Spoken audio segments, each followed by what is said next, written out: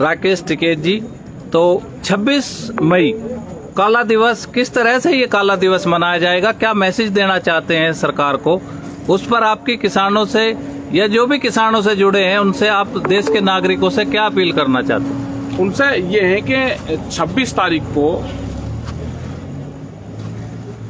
पूरा 6 महीने हो जाएंगे और सरकार को 7 साल हो जाएंगे 26 तारीख को ही। सरकार बात नहीं मान रही, 6 महीने आंदोलन को चलते हुए हो गए, दिल्ली को बहुत बॉर्डरों से घेर कर रखा है। सरकार नहीं बात मानेगी तो ये निर्णय संयुक्त मोर्चे ने लिया कि ब्लैक डे मनाएंगे, 26 तारीख का काला दिवस मनाएंगे। काले झंडे अपने घरों पर लगाएंगे, अपनी गाड़ियों पर लगाएंगे, अपने ट्रैक्टर पर लगाएंगे और 10-11 बजे के आसपास सुबह किसी भी टाइम जिसको टाइम मिले वो अपने गांव में, अपने चौराहे पे, अपने शहर में कहीं पे भी सरकार का पुतला दहन करेगा। ये निर्णय वहां पे लिया गया है क्योंकि सरकार बात नहीं मान रही। कोरोना काल है, बड़ा प्रोग्राम दूसरा नहीं कर रहे, इसलिए ये है कि 26 तारीख को 6 महीने हो जाएंगे तो काला दिवस मनाया जाएगा। तो ये किसानों के गुस्से का इजहार है कि जिस तरह से सरकार बात नहीं मान रही। पहला आप कहते थे कि सरकार मिल नहीं रही और अब तो सरकार बोल भी नहीं रही, मिलने के साथ साथ सरकार कहीं बोल देती थी, मिल भी नहीं रही। तो इस तरह के सांकेतिक विरोध से आप मानते हैं कि सरकार पे दबाव बनेगा? हाँ, तो बिल्कुल दबाव बनेगा, ये जाएगा, आम लोगों को पता चलेगा, तो ये बिल्कुल दबाव बनेगा। एक आंदोलन करने का ये भी एक तरीका है, तो अलग अलग तरीके इस आंदोलन में अपनाए जा रहे। तो ब्लैक डे का भी एक आंदोलन का तरीका है और उस आंदोलन के तरीके को हम अख्तियार करेंगे, सरकारों तक अपनी बात पहुंचाने का काम करेंगे। आप हमेशा बहुत सशक्त अपील करते हैं, तो इस बारे में भी आपने किसानों से क्या अपील की है, किस तरह से लोगों को संदेश भेजा है, क्या तरीका किसान संगठन अपना रहे हैं? वर्चुअल मीटिंग भी कर रहे हैं, आपस में व्हाट्सएप ग्रुप पे बहुत लिटरेचर भी भेजा जा रहा, तमाम पोस्टर भी भेजे जा रहे। तो अब किसानों से किस तरह की अपील है और आगे आंदोलन को किस तरफ ले जाना चाहते हैं आप लोग? आंदोलन शांतिपूर्ण तरीके से रहेगा, चलता रहेगा, आंदोलन लंबा चलेगा, तो किसान उसकी तैयारी जरूर करे। अपने खेत पे जैसे ध्यान देता है उसी तरह का ध्यान अपने आंदोलन पर दे। जो पोस्टर भेजे जा रहे हैं उनको पढ़े, जो गाइडलाइंस है उसको पढ़े और शांतिपूर्ण तरीके से जो जहां पे है वहीं पे प्रदर्शन करे, वो इसका हिस्सा बने आंदोलन का। और जब ही सरकारों तक ये मैसेज जाएगा। कोरोना का कोहराम किसानों को सरकारें और मीडिया मिलकर कर रही हैं बदनाम। एक सूची जारी की है हरियाणा सरकार ने कि देखिए किसान आंदोलन से आते हैं और गांव-गांव में कोरोना फैला रहे हैं, जबकि सच्चाई ये है कि कोरोना के केस आज तक किसी बॉर्डर पे आधिकारिक रिकॉर्ड में नहीं मिले हैं। अगर किसी किसान को हार्ट अटैक भी आता है, उसको हॉस्पिटल ले जाया जाता है तो जबरदस्ती उसको कोरोना का मरीज साबित करने का प्रयास किया जाता है। ऐसी घटना 2 दिन पहले भी सोनीपत के हॉस्पिटल में हुई है।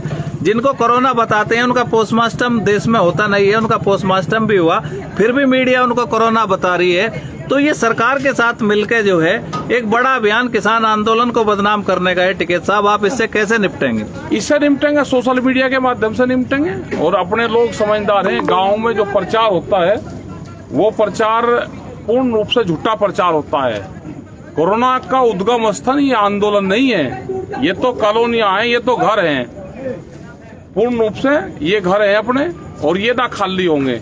ये जिस तरह से मीडिया प्रचार कर रही है, जिस तरह से सरकारें उनके माध्यम से प्रचार करवा रही हैं कि किसान चला जाए। अगर कोरोना काल में देश में कानून आ सकते हैं तो कोरोना काल में ही देश में से कानून खत्म भी हो सकते हैं। अगर इतनी ज्यादा चिंता है तो आप कानून को वापसी ले लो, एमएसपी पे कानून बनाओ, उसकी घोषणा करो। देश में अगर कोरोना है, कोई बीमारी है, तो उसके नाम पे आप हॉस्पिटल, ऑक्सीजन हॉस्पिटल का आप वो करो। गांवों में हॉस्पिटल बने हुए हैं, उनकी बिल्डिंगें बने हुई हैं, वहां पे कोई डॉक्टर नहीं है, दवाइयां नहीं है। सरकारों को पहले ध्यान देना चाहिए कि बीमार कोई आदमी है तो उसको अस्पताल मिले। किसान का रास्ता पार्लियामेंट जाता है और बीमार आदमी का रास्ता हॉस्पिटल जाता है, तो दोनों के रास्ते अलग अलग हैं। कोई भ्रम की स्थिति में ना रहे। बीमार कोई होगा तो अस्पताल जाएगा, सरकार की जिम्मेदारी है। और किसान आंदोलन का रास्ता पार्लियामेंट जाता है, इसका समाधान पार्लियामेंट से होगा। तो इन अफवाहों पर ध्यान ना दे, सरकार है बदनाम करने की कोशिश करेगी, ये भी एक सरकार का षड्यंत्र है, उससे बचना है हमको। देखिए, कई दिनों से खबरें छप रही हैं कि गंगा में शव आ रहे हैं, और दुख का विषय ये है कि संस्कृति के अनुसार जो है अंतिम संस्कार किया जाता है, लेकिन उत्तर प्रदेश से एक बहुत मतलब एकदम मानवता को शर्मसार कर देने वाली एक तस्वीर सामने आई कि पुलिस के कुछ लोगों ने एक आदमी को टायर में डाल के जला दिया। दूसरी एक तस्वीर सामने आई कि गंगा के किनारे शव को रेत के नीचे दाब दिया गया और जैसे ही हल्की सी बारिश हुई में सब बॉडी ऊपर आ गई। इस तरह का कहर देश में है, लेकिन सरकार मानने को तैयार नहीं है, इंतजाम को तैयार नहीं है। केवल सरकार को किसानों को बदनाम करना है। आपके पीछे जो झोपड़ी है, इस तरह की साइड में झोपड़ी है, तमाम अलग अलग टेंट घर जैसे लोगों ने बना के और बड़े डिस्टेंस के साथ रह रहे हैं, कुछ परिवार भी रह रहे हैं। तो तमाम एहतियात यहाँ पे बढ़ती जा रही, फिर भी किसान आंदोलन को बदनाम किया जा रहा। तो सरकार अपनी नाकामी छिपाने के लिए जो कर रही है, उस पर आपका क्या कहना है? सरकार को तो ये है कि आंदोलन से किसान अपने घर चले जाए, लोग मरे जीवे कुछ ही हो, उससे ना कोरोना का कोई मतलब है, ना इनकी गिनती हो रही कितने लोगों की डेथ हो रही। यहाँ तो लोग सुरक्षित महसूस मानते हैं अपने आप को। यहाँ पे सैनिटाइजर का छिड़काव होता है, यहाँ पे जो फॉगिंग होती है वो होती है हर रोज। तो यहाँ पे बीमारियां नहीं है। बीमारी तो गांव में होगी, शहर में होगी, कॉलोनी में होगी, उसका इलाज करें, हॉस्पिटलों को बनाएं। हॉस्पिटलों में ऑक्सीजन नहीं है, ऑक्सीजन का इंतजाम करें। पूरे देश में हाहाकार मचा हुआ है, हम अपना शांति से यहाँ बैठे, हमको डिस्टर्ब करने की कोशिश न करें। जब सरकार बातचीत करना चाहेगी, हम जब सरकार से बात कर लेंगे। अभी अपने हॉस्पिटलों पर ध्यान दे सरकार। जिस कॉरपोरेट के खिलाफ आपकी लड़ाई है, इस कोरोना काल में देखने को उसका एक रूप और मिला है कि सरकारें लंबे समय से, किसी की भी सरकार रही हो, स्वास्थ्य, ग्रामीण चिकित्सा और शिक्षा पे बजट खत्म करती रही, उसको घटाती रही, जिससे सरकारी अस्पताल और स्कूल बंद होने के कगार पर आ गए। आज भी वही स्थिति है, लेकिन वर्तमान में ये तमाम शिकायतें आ रही हैं कि प्राइवेट जो निजी अस्पताल है, उनको लूट की छूट मिली हुई है। 5 लाख रुपए एडवांस में जमा कराते हैं। कोरोना का इलाज अगर होता है तो वो 10 लाख रुपए से लेकर 50 लाख रुपए तक दिल्ली एनसीआर में होता है। तमाम उपकरण छोटे जो शहरों में है, उसी इलाज के वो 5 से 10 लाख रुपए लेते हैं। सरकारी सिस्टम ध्वस्त हो चुका है, लेकिन सरकार अभी उसको मान नहीं रही है। सरकार ने एक पैकेज बनाया है कि 50,000 करोड़ रुपए का लोन सस्ती रियायती दरों पे निजी अस्पतालों को देंगे। अगर यही काम सरकारी अस्पतालों के लिए किया जाता तो उसका क्या लाभ होता। और जिस तरह से निजीकरण को बढ़ावा दिया जा रहा है, तो इसके इफेक्ट आप देख चुके हैं। तो इस पर आपकी क्या राय है? सरकारी हॉस्पिटलों को ये फंड देते, वहाँ पे जो बिल्डिंग बनी हुई है उसमें डॉक्टर को बैठाते, वहाँ पे दवाई देते, तो ये देश बचता, गरीब आदमी अपना इलाज करवा लेता। आज सारा प्राइवेटेशन हो रहा है। प्राइवेट हॉस्पिटलों में लूट के सिवा कुछ नहीं है। डॉक्टर बच के जाते हैं, लेकिन उनको पैसा चाहिए। पूरी जनता से जो पैसा है कोरोना के नाम पे वो खाली करवा लिया। एक बड़ा षड्यंत्र है।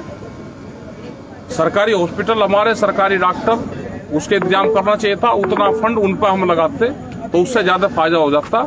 और बहुत जगह जहाँ प्रेशर दे के काम करवाए हैं, वहाँ पे काम चल रहे हैं। 8-8, 9-9, 10-10 सिलेंडर एक का गाँव में अगर दे दिए तो उससे बहुत लोगों की जान बची। यहाँ पे जो सिख समुदाय हैं, इंटरनेशनल खालसा के माध्यम से जो यहाँ पे गाजियाबाद में लंगर चला गया ऑक्सीजन का, उससे कई हजार लोगों की जान यहाँ पे बची। संयुक्त मोर्चे उनका धन्यवाद कर रहा, उनके साथ में हमेशा रहता है। जब पुलिस उनको तंग करती थी तो किसान संगठन वहां पे खड़ा हुआ। और आज यही सरकारें, यही अधिकारी उसकी तारीफ कर रहे। आज उनको पूर्ण रूप से वे फैसिलिटी अवेलेबल करवाई।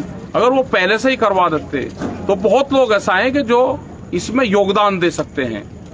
बहुत जगह हमने अपने सिलेंडर भिजवाए तो उन सिलेंडरों से लोगों की जान बची है।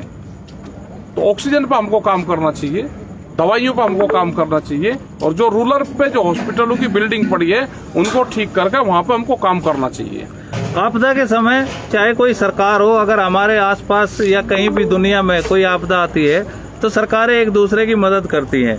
लेकिन हिंदुस्तान में बहुत सारी तस्वीरें और खबरें इस तरह की आ रही कि मदद करने वालों पर ही मुकदमा लिखा जा रहा, चाहे वो सिविल सोसाइटी हो या किसी राजनीतिक दल के लोग हो। उनसे क्राइम ब्रांच पूछताछ करती है, उनकी एम्बुलेंस बंद कर दी जाती है और तमाम ऐसी दिक्कतें पैदा की जाती है, उन पर ऑक्सीजन स्टोरेज के मुकदमे लगते हैं। तो इस पे सरकार की क्या मंशा है?